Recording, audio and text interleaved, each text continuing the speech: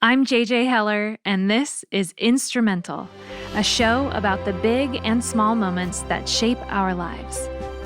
In every episode, my guest and I start near the end of their story and work our way back to the beginning. I hope our conversation reminds you that every second matters, because none of us knows which moment will be the one that changes everything.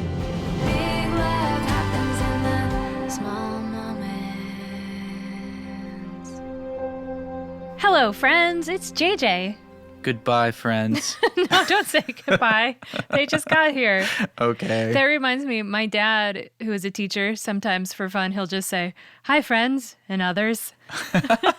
And just kind of see who notices. Others. And he also says, when his students say, "See you later, Mr. Kellner," he'll say, "Thanks for the warning." A charming man. Now you know where I get my sense of humor from. My sharp wit. And weirdness. That too. Also, my name's Dave. Hi, Dave. I'm JJ's husband. Welcome. On the podcast this week is our friend Alisa Keeton, the founder of Revelation Wellness, which is a nonprofit ministry dedicated to educating and inspiring people to live healthy and whole lives. JJ, I think you met her pretty early in her career starting right. Revelation Wellness. Yeah, I think it was within the first year of her pursuing this new dream. Yeah. My mother-in-law had been going through these yoga classes, and she said they were wonderful, but I had never been to a yoga class before. I didn't want to go to yoga for a long time because I thought it was going to be something that was intimidating, that I was going to be terrible at, and I was going to make a fool of myself. But finally, your mom talked me into going, and I went, and it was incredible.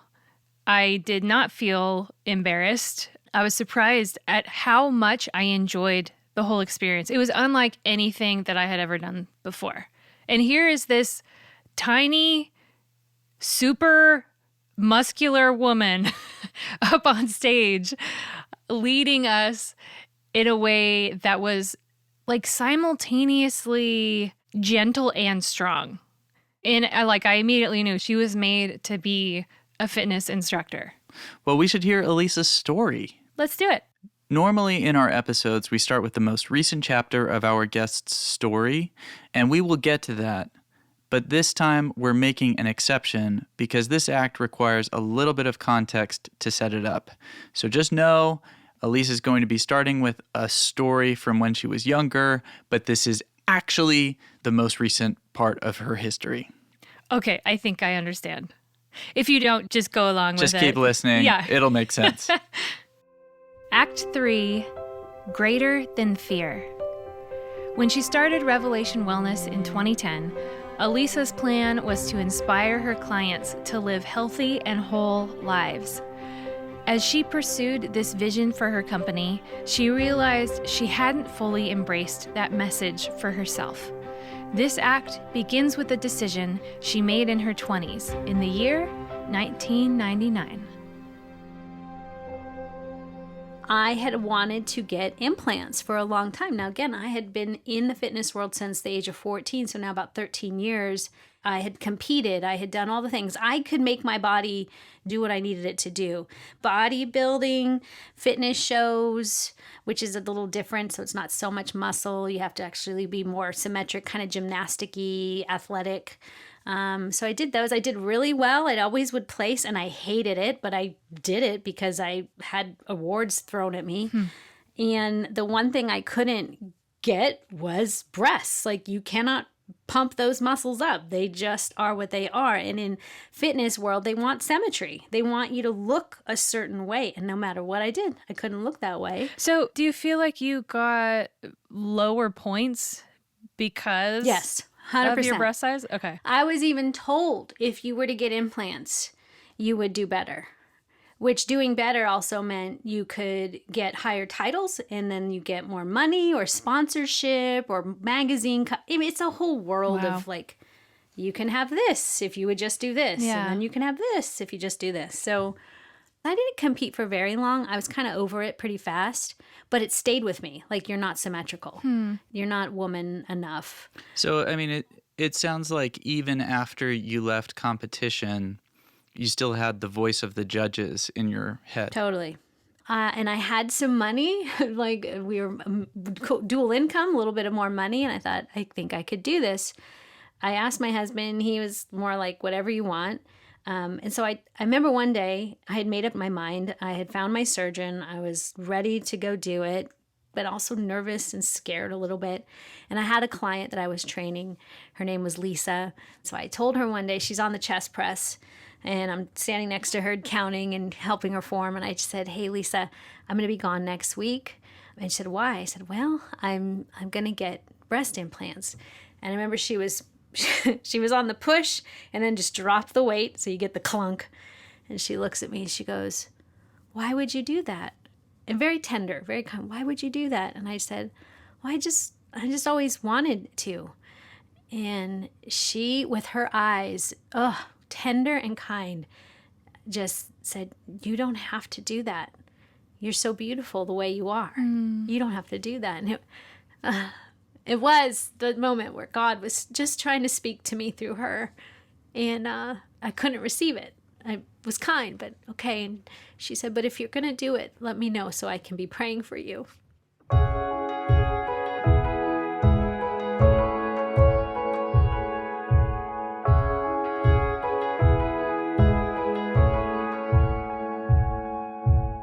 And I remember I was driving the morning to get the surgery, and there was something so restless inside of me. Like, are you sure you want to do this? Are you sure? And I don't know. I think everyone has that, but maybe not. Maybe it's just me. It was probably, I know I had the Holy Spirit in me contending, but going with me, right? He goes with you, but all the way to the moment they put the Sharpie on my chest, I could hear this, you don't have to, and I'm with you. You don't have to, and I'm with you. So I did it, and it went under. You wake up, and hear me, there was a part of me that was still very excited about this. I'm finally going to get the body I want. And so I opened my eyes. You come out of anesthesia, and I remember looking down, and it just felt foreign. Like, where'd those come from? There they are. Okay. And I didn't have this immense sense of like, yes, they're mine and I love it. It felt awkward. Like, okay, well, there they are. You quickly dress them up and put them in the tops that you thought you could never wear so you feel a little more feminine. And there were parts that it was like, well, this is fun. But there was always a part of me that just knew it wasn't me. It knew it wasn't me. It was like a foreign thing with me. The plastic surgeon at the time when I got him in, he told me, okay, so just so you know, every 10 years you need to get these switched out because it's like car maintenance. You have to switch out the tires. I know. I'm like, wow, okay. All right, 10 years from now. So it was a little bing in the back of my head. In about 10 years, you probably want to look into replacing it so you don't get sick or whatever. But I'm sure at the time it's like 10 years. That's like a lifetime away. It's a lifetime away. I'm fine. But it did like register. I'm going to have to do something in 10 years. So met Jesus, got the implants. Jesus went with me, began the ministry, still have the implants. It's like you took this foreigner with you on the journey, but it always just, especially then I start growing more in my message and what the Lord's teaching me. I'm like, I never needed these. I was whole. Why couldn't I embrace myself then? I just started more and more. And eventually it just got to the point where 10 years came and went. And I knew at 10 years, I have to make a decision, but I just pushed it off because I didn't want to think about it. 11 years, push it off. 12 years, pushed it off. About I think it was really year 13, and the ministry had grown. So many things were happening that I just knew. There's decisions I've made in my life based on fear. And we have a saying, trademarked in Revelation Wellness, love is greater than fear. That is, we believe that. Love is greater than fear. Make every choice based on love rather than fear. And I made some choices based on fear. And I was mothering sometimes based on fear. I was wifing. I was being a friend. I was being a ministry leader based on fear sometimes. And every time I would do that, it just collapses. So one day I remembered saying, God, remove everything of fear in me. It's getting in the way of my life and following you and being the woman I want to be. And when I said that, that was year 13, I felt like the implants were a picture of that. Like they're right here with me. It's something I did in fear. I never needed these. They were like crutches. They got me to where I am, but I don't need them anymore. That's when I started unraveling, like, okay, I think I'm going to get them out. I think I'm going to get them out. Now, I want anyone who's listening to hear this. The Lord does not love us any more or any less for whatever change we make to our body or things we do. His love is stronger than all of it. But I felt a sense of an invitation to go somewhere with him that maybe few would be willing to go. And he invited me to have them removed. And that was scary.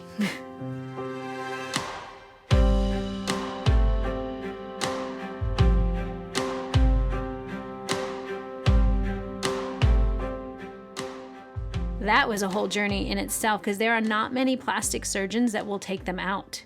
I actually went to one plastic surgeon. The first one someone told me to check out, and I got in the robe, was on the table. She came in to see me, and she said, am I reading your chart wrong? Do you want me to take them out? And I said, yes, I would. Why would you want me to do that? And I said, well, they just don't feel like me anymore. They just don't want them anymore. And she looked at me and she said, you understand it is my job to add beauty to people. Mm-hmm. If I was to do this for you, I would be taking that away. I would not be doing my job. It would not be adding beauty to you. Wow. So she's basically saying, if you take these out, you're going to be ugly. You will be ugly. It's going to be ugly. And I'm here to actually tell you, it is pretty ugly. The removal of them, oh man, the initial look is it's like war. You added something to your body that was never there. So it like literally my chest when I did finally find the right doctor, and he was amazing and he loved the Lord, and he's like, this would be an honor for me to do it for you. He's like, I've done it for maybe 2 other women for different reasons, but none like you that just you want to feel whole. It would be my honor. So he was amazing. But when the implants come out, because they're in you for so long, they actually concave you sometimes, because mine were under the muscle, not over the muscle. So put something under your muscle and it pushes into the chest for an amount of time. And then you take them out and it's like a divot in a way. It is like flat, deflated. It's just not pretty. And so I remember the day that I took the bandage off to see what was there. I had to like get all the courage up because I knew that it was going to not be pretty, and unwrapped myself, and I looked in the mirror and I just had the sense of, what have I done? Like, oh man, taken back of just how scarred I was. And then instantly I heard the Lord say to me, you bear the marks of Jesus on your body. I will heal this.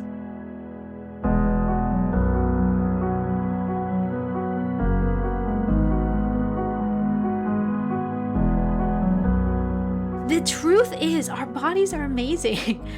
My body totally healed. You cannot look off of the first sight. It's a mess. It's like anyone who gets in a car accident or something. It's a mess. But the body does heal, and the fatty tissue comes back.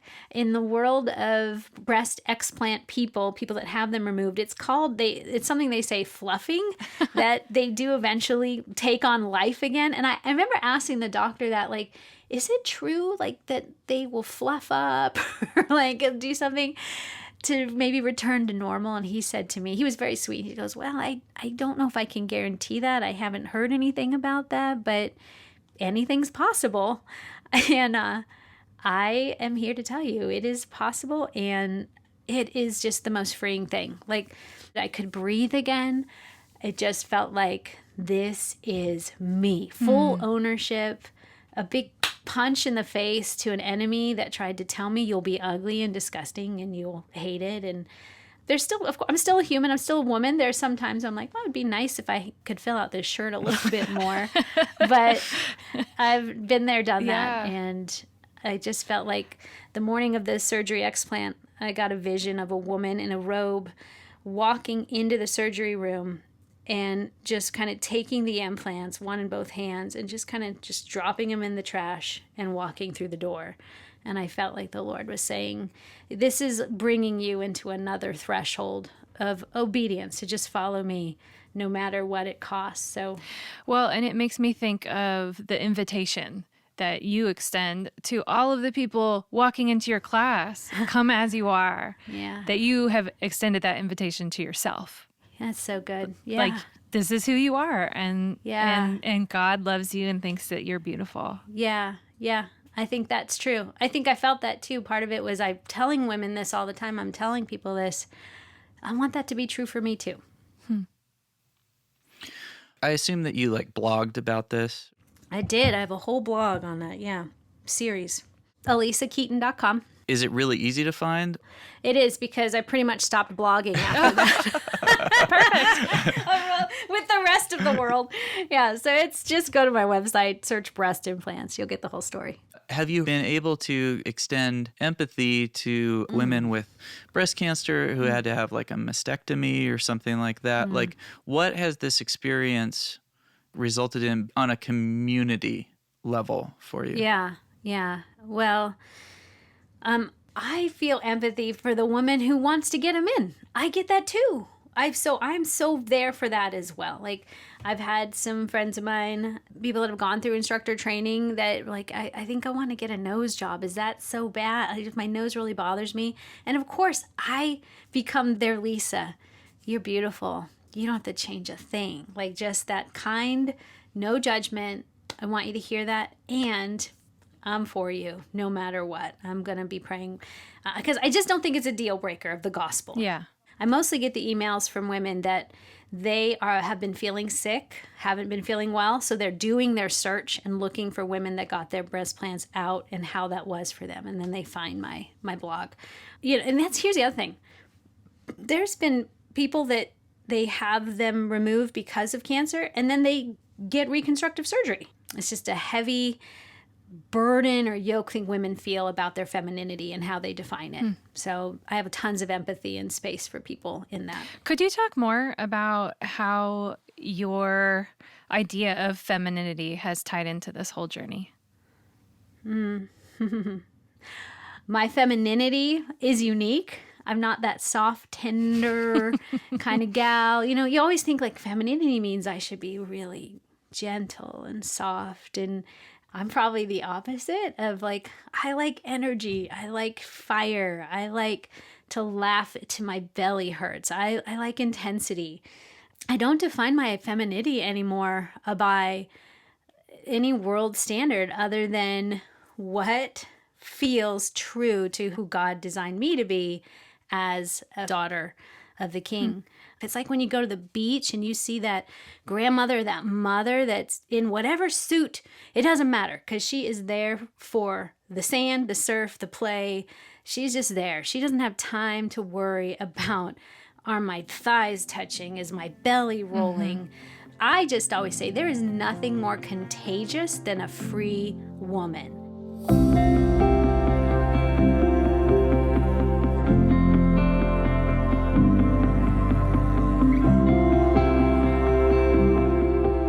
Revelation is to know what you could never know. It's like the puzzle piece that you will never have because it comes from heaven to earth. So one time I was at a Rev on the Road where Duck Dynasty is. That's how I remember. West Monroe, Louisiana. And Rev on the Road is like your... Like a conference, like an event, like a day conference. Okay, yeah. But people come in yoga pants, which is so fun. It's super fun. They're all kind of look at each other like, we've never been to church all in yoga pants. This is interesting. And this was just me rolling up. These people had never met me before. I'm in Louisiana. Just say hello and just start moving bodies. By the end, they lay down and they're in that like spent place. And you can just feel the presence of God just coming. The thickness and the presence of him can be felt. Well, after it was over, this woman comes up to me and she's just got tears going down her face, and I don't know, sweat and tears, but she's a hot mess. And she looks at me and she says, I have been in the church all my life, raised in the church, youth group, married a man, pastor in a church. I teach youth my whole life. I have known Jesus my whole life. But today I met Jesus. Those are the words, like you go, that I'm going to be over here because that's holy. He encountered him. There is some way that he wants to be very personal, thumbprint, hand on us, that it's visceral. So whether it's a vision, whether it's a word, whether it's something that gets unlocked in our tissues, that when we're expressing can come and bring revelation. We have access, I think, to greater revelation of who God is. I will say pretty much every single class that I've taken with you in person, at the end, when I'm lying on the mat, I always cry. I always cry. I cry. I taught my first class yesterday at the studio, and at the end, I'm like, there we are. There it is again. We're all like, just this, and it's not like, it's just that release. Yeah, it's not sorrowful. It's cleansing. Yes, exactly. And we know that there are proteins inside tears that are released. Like the body just wants to heal itself. Yeah. Not be so burdened. Yeah, it's very restorative. Love that.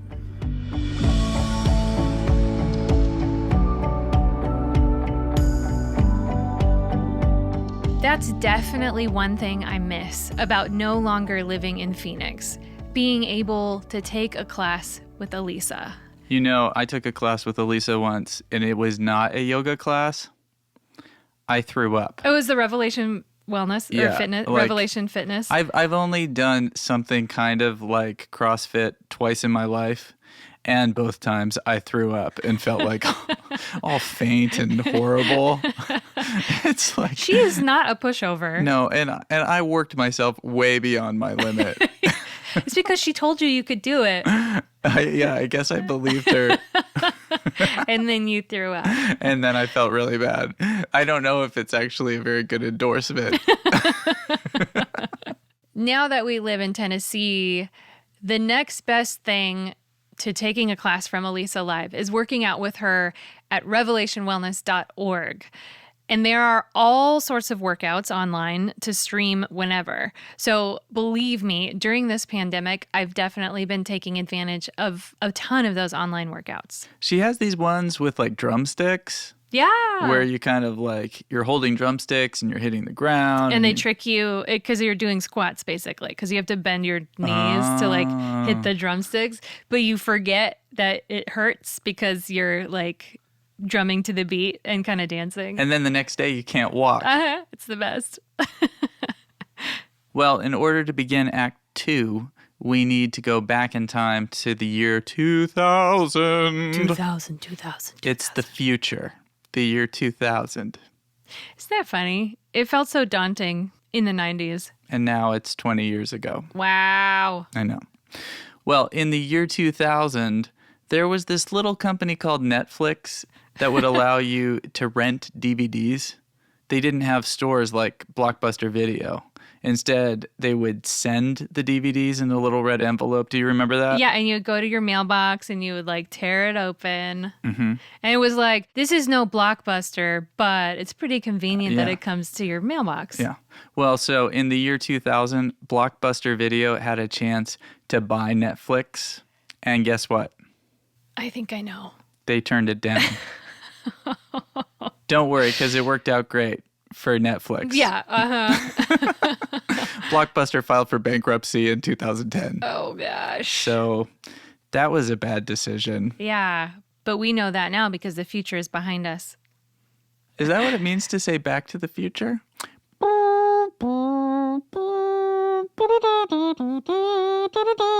Dude, that soundtrack. Wow. You love that movie. Yes. Wait, have you already talked about that revelation that without that soundtrack, that movie would just be like a kid walking around town? I haven't talked about it, but that is true. Yes. All right. Anyway, so as Netflix continued to build their video rental empire, Alisa was about to start building a dream of her own. Her own video rental empire. She was really into video rentals. Then she started the Revelation Wellness. Yes. No. Okay. Act 2, I'm gonna do this. As Alisa's vision for Revelation Wellness began to form, the path was often lonely and full of obstacles.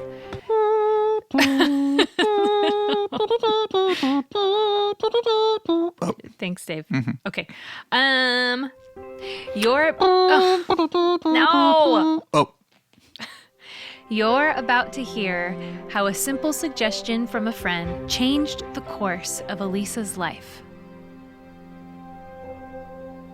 A woman from my church group that I just kind of was growing in church community with, she took my aerobics, it was called aerobics class then, kickboxing class. I know, so dating myself. Were you doing like the step? My mom had the step. No, I taught that though. That was my first kind of class I ever taught. And I was doing a kickboxing and her name was Melinda and she was the pastor's wife. She took my class. And one day we were driving to the gym and she said, you know, Alisa, God's created each of us for a unique purpose and it given us all a gift. Your gift is this fitness. When you do it, people respond. It's your gift. How do you think you could use it to glorify God? And I'm a new Christian and I'm like, I just looked at her. I said, Melinda, what are you talking about? And she goes, you know, there's something called Christian aerobics. And when she said those two words, my skin bristled. And I was like, Melinda, that is lame and I will never do that. Straight up said that to her. I'm like, oh, that's just so weird. It's so odd. Yeah, what's like an example of that? If you look it up, especially back in the early 2000s and late 90s, it was kind of a joke. And it was like women love them. There are people that have paved my way, so I don't want to say they didn't do great things, but they're like working out in turtlenecks and fully covered up because modest is hottest. But I'm like, that is literally hottest. Yeah. Yeah, like I'm sweating. I'm dying. Yeah, like this is not healthy. But I didn't see anything that I would want to resonate with. What it sounds like to me is that you were seeing people doing the thing that you love to do, but somehow making it culturally irrelevant. Yes, sirree. Yes, you hit it. Anesthetized from my body and very safe. And like, yeah. Well, and so like what that kind of sounds like to me too is that there's kind of a lack of integration. That it's yes, like, sir. This does not represent real life. Everyday life. Integrated life. Yep, exactly. But she planted a seed in me. And then I started to see my clients, whether it was to lose weight or get stronger, just feel better. I started seeing the bigger story. I started kind of looking at more with spiritual eyes, I guess you could say. I didn't know it. But when a woman was telling me she wanted to lose weight, okay, but then she would start telling me the story of her husband and maybe his infidelity or kids that now they're divorced and have to share all the other things of her life. And I began to see like, it's about so much more. I was learning about poverty. There's spiritual poverty. Like, what does that mean to you? It means that although you might make it about the physical lack, the thing that you don't have, whether it's a smaller body or money or the tangible thing, if you trace it really back, there's just a lack in us of something that's not being met that is a spiritual. It's not ever going to be met by something of matter or tangible worth. So whenever I make it about the thing that I can weigh or touch or taste or see or feel, I can also trace that back to, is there a spiritual connection here? Is there something I'm longing or lacking that maybe God wants to fill? Were you able to put words to that back at that time? No, it was really hard. I just knew there was something there and to just keep going. Life was getting really hard for me in our marriage, in my family. It was just hard. And that's when I just threw my hands up in the air. And I was like, I remember I went to Simon. I said, I'm going to buy a laptop. And he's like, why? What do you need one for? I said, well, I'm going to start writing. He was asking me, how are you going to afford it? And I said, well, I'm going to put it on a credit card. And I bought the computer on my Discover credit card. And then I had started working with a client, Georgia. You know Georgia, Yeah. JJ.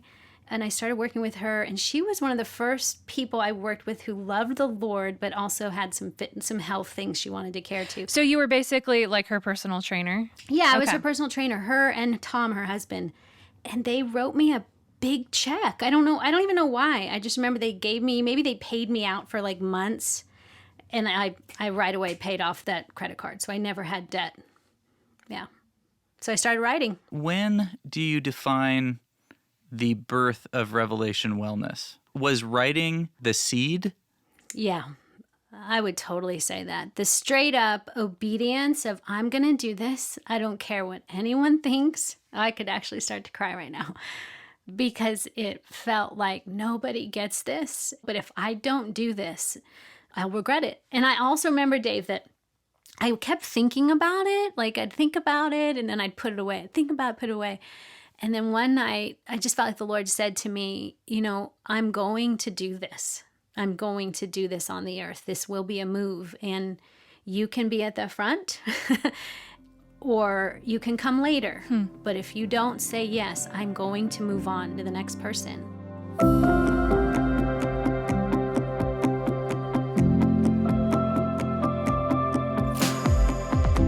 That felt like the freedom train was leaving the station. And because I had nothing else holding me back, all these relationships were kind of falling off anyways. Like I had to go. And like I just grabbed on to the train moving away and held on.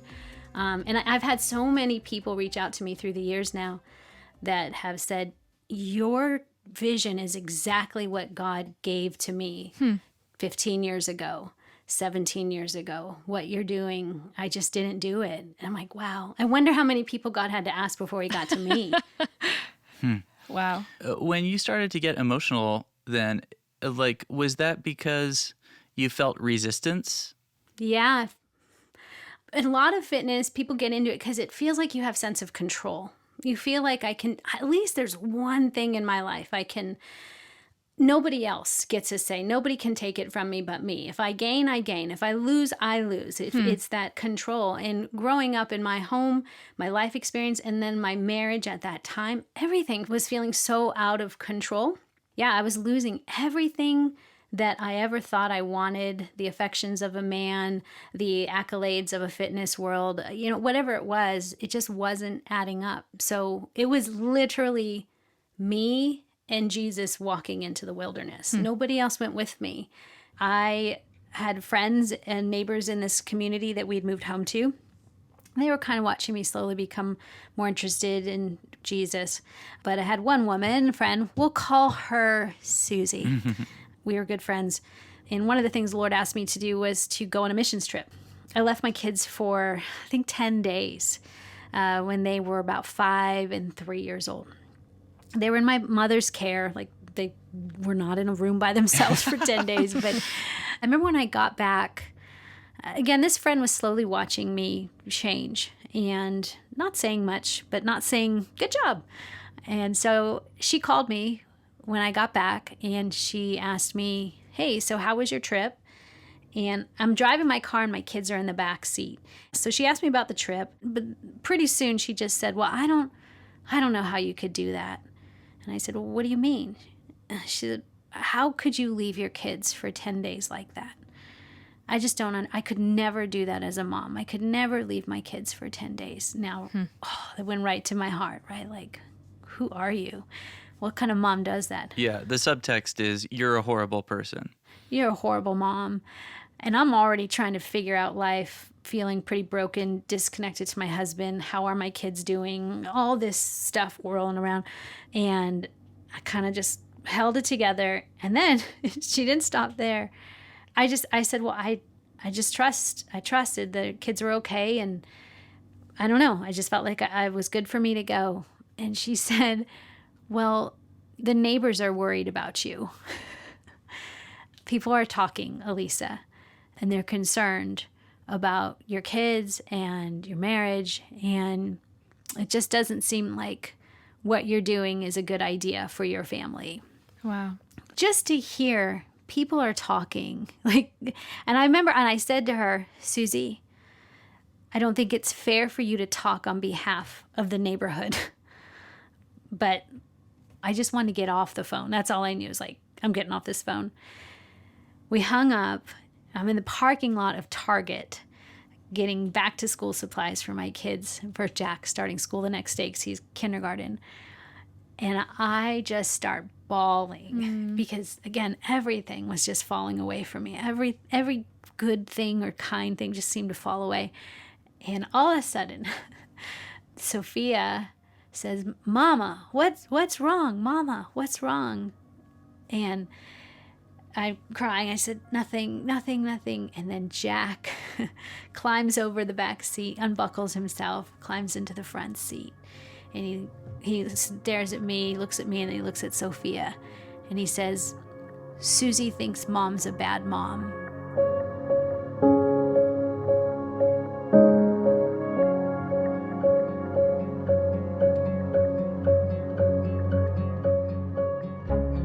And I started to cry. And Jack took his little sticky goldfish Kool-Aid fingers and grabbed my cheeks.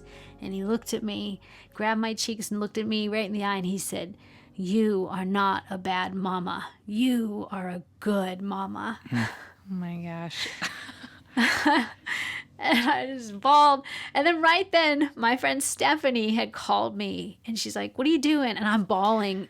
And she literally was about 2 buildings down. Her apartment complex is right there. I cried. I told her what had happened. And she's like, you get over here right now. And I went over there. And she was a friend in that newly developing faith community where I was teaching fitness and yoga. And she just said to me, that woman was the mouthpiece of the devil. And Jack was the mouthpiece of the Lord. And I was just like, okay, we're going to be okay. So it's a beautiful time. I don't regret it, but it's still a tender, beautiful, terribly hard place that I had to go through in order to be where I am today. Don't regret it. Don't want to do it again. So saying yes to Revelation Wellness meant saying no to the life you thought you wanted? Totally. 100%.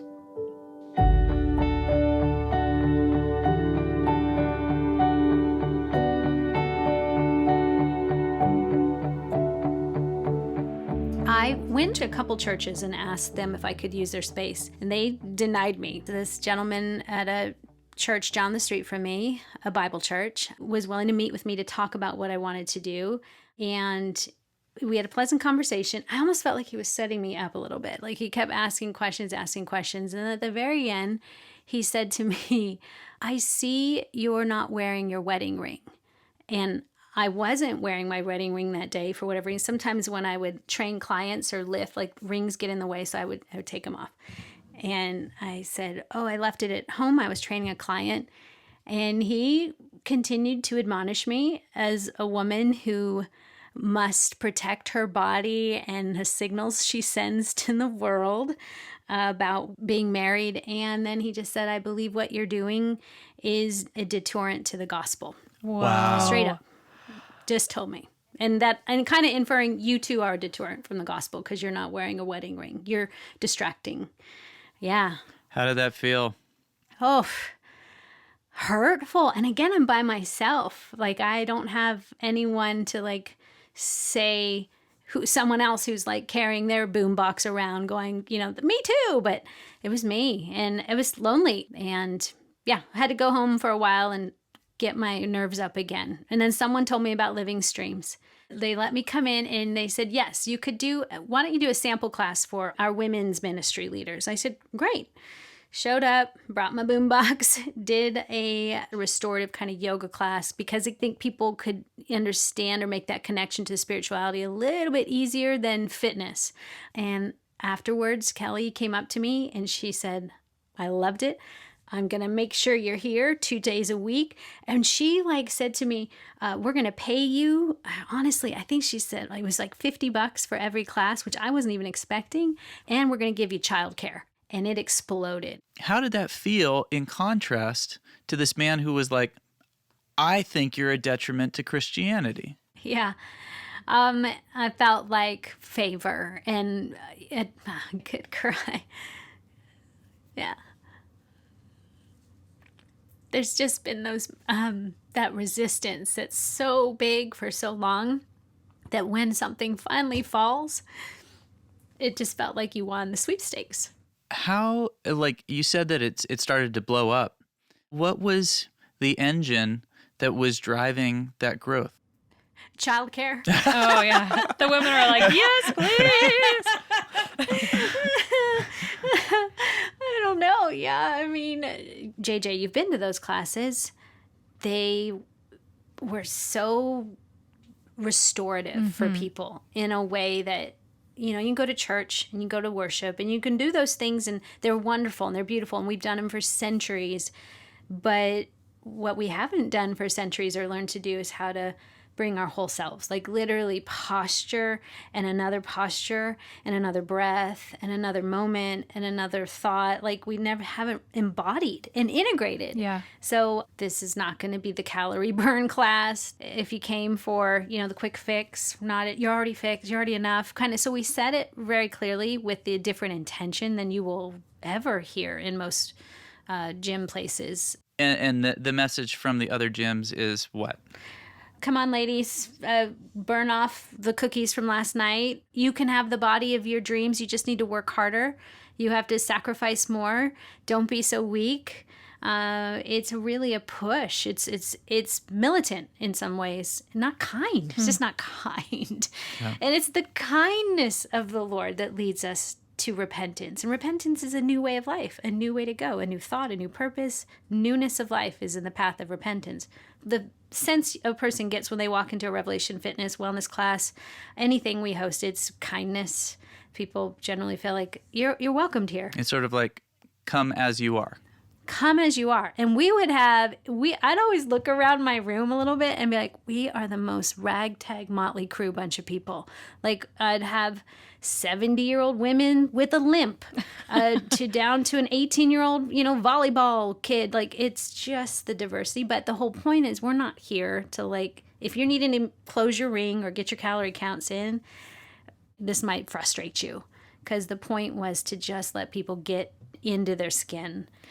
I remember my first couple times going to a class and just being surprised at how I felt and surprised at the experience because I think, especially in the West, we don't know how to express our emotions through our bodies. Good. We are very That's right. stoic and we are very still. Whereas in other cultures, to celebrate, they dance. Yeah, to mourn, they dance. dance. They move their bodies, and we just don't. Yeah.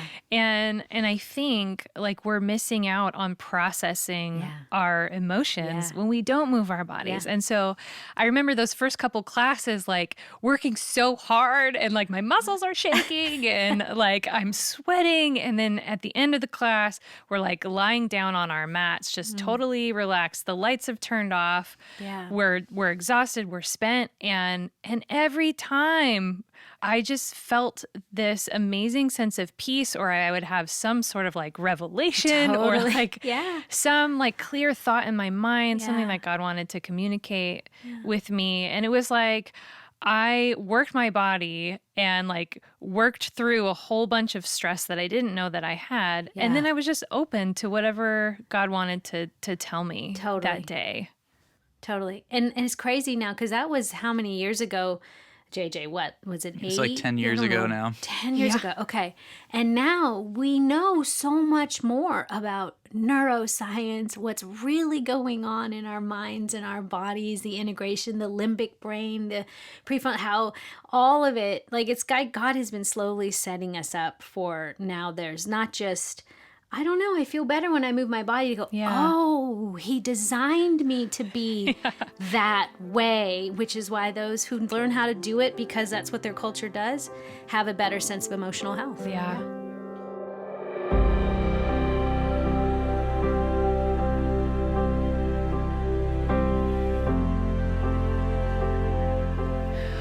When I hear this story, it makes me think of how powerful it is to have a well-defined vision and a dream worth pursuing.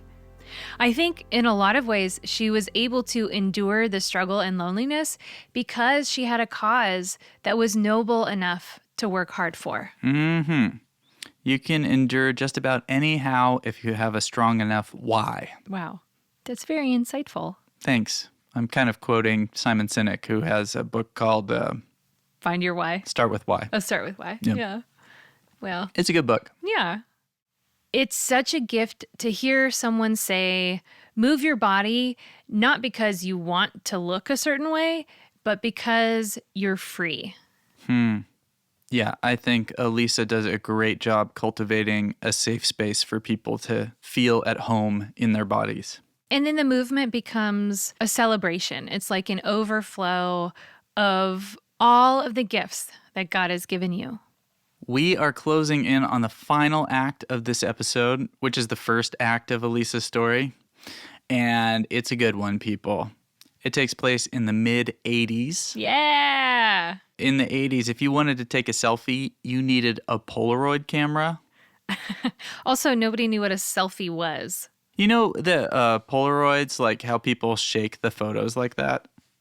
Shake it, Shake it, shake it, shake it, shake it, shake it like a Polaroid picture. I said shake it. Okay, so anyway, like actually, we did not plan that. No, but like because of that song in 2004, Polaroid actually had to make an announcement to say that their film should just be laid on a flat surface and shielded from the wind, and users should avoid shaking, bending, twisting the pictures. Yes. Please don't shake it like a Polaroid picture. The lyric would have been like way worse if they were like, lay it flat on its surface like a Polaroid picture. Yeah, just doesn't really have the same ring to it. Nope.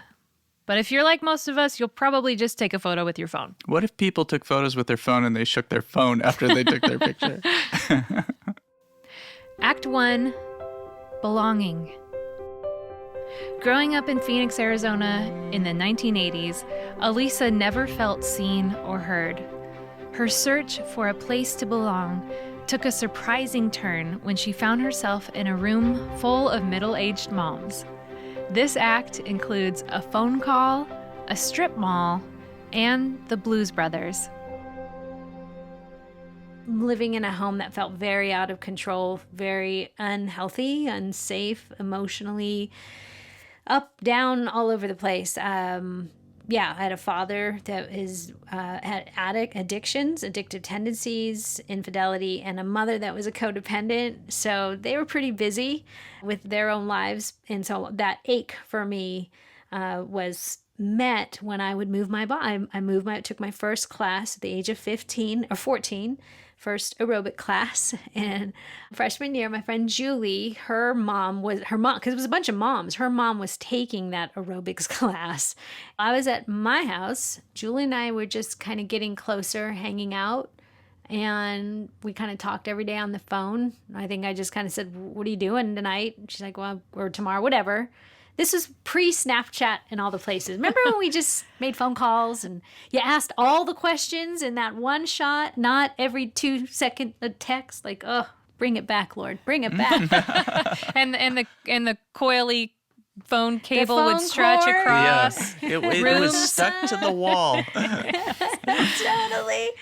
So I was just talking to her on the phone, and she's like, hey, do you want to come to this thing? And I remember I was a tomboy. Activity, play, riding bikes didn't scare me. I just what do I wear? That was my question. What am I supposed to wear? She just said, just tennis shoes. And this was pre Lululemon for sure. Cause it was I put on a white Hanes t-shirt and some, PE shorts and my Keds or whatever. And went to the class, and I show up, and you got all these kind of moms, late 20s, early 30 moms in their full-on leotards. Was this at a YMCA or something? This is the genesis of the gyms is before there were the big 24-hour fitness, Nautilus Fitness, the big box gym. They were just these tiny little places. Like a little studio. Yeah, what our place is right now, which those now are trending more popular again. People just want those personal touch. So yeah, it was just in a strip mall. In a little room, not bigger, much bigger than maybe a couple master bedrooms. And the instructor put the album of the Blues Brothers on in the corner of the room, had a little record player, put the needle on the record, and we all started dancing around. I'm 14, and I'm just caught up in this funnel cloud of crazy in this room. And I laid there at the end of the class, and I had this sense of whatever that woman just did, I'm going to learn to do that. And I don't even know where that thought came from, because that wasn't my own thought. It was just this, almost a directive. Whatever that woman learned to do, you're going to learn to do that. I just kept taking more classes. I got my little punch card, paid for it. And I would have my mom drop me off, because I couldn't drive. I was only 14. So my parents would drop me off, or Julie would come. Her mom would pick me up and take me. And I was dealing with all this sadness and disappointment and bitterness and rebellion in my heart. And I had a place to begin to feel a sense of it's going to be okay. If you hadn't been on the phone with Julie that day, and if she hadn't told you about that aerobics class, yeah, do you think that you would be doing what you're doing right now? I don't know. I don't think so. I really don't. I mean, God knows what he's going to do. Maybe he would have used another path, but it was clear because when I laid there at the end of that class, it was a pivotal moment of whatever that she just did. And there was no name for what she did. There was no training for what she did. It was just it was strange to see it, but I was drawn to it, and I knew I'm going to learn to do that.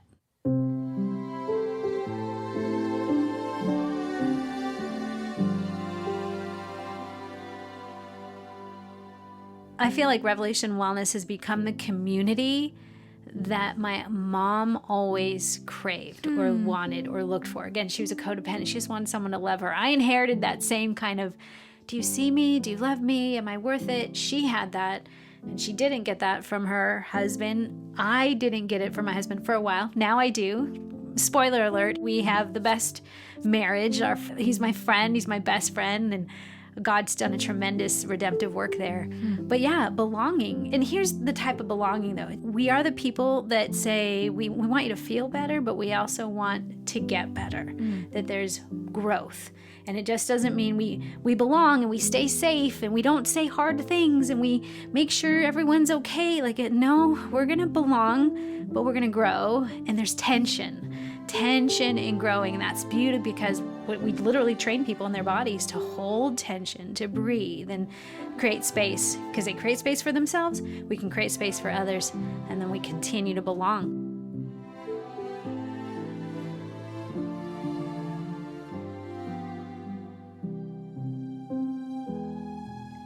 Man, I think it's so interesting that when she started pursuing this dream, it felt so lonely and isolating.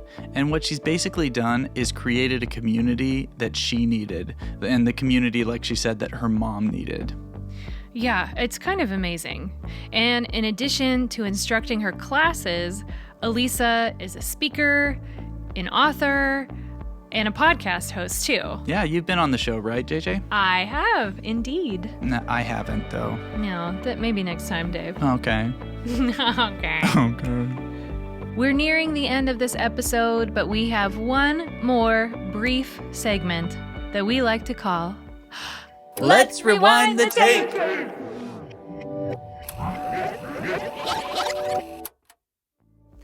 Alisa is a certified wellness professional who chose to remove her breast implants because she was inspired by the community she built with a mission to be healthy and whole, which wouldn't exist if her friend Melinda hadn't suggested blending her faith with fitness in the year 2000. in the future.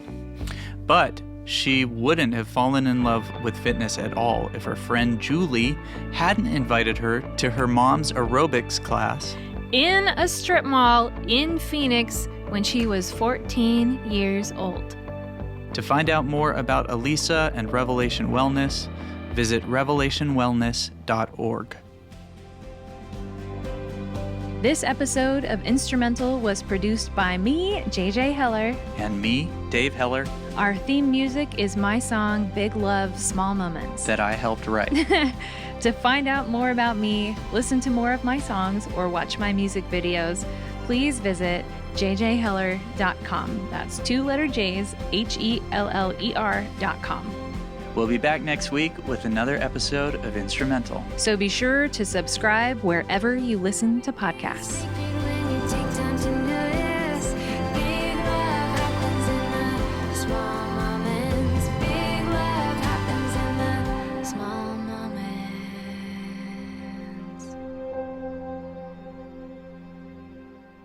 Great Scott!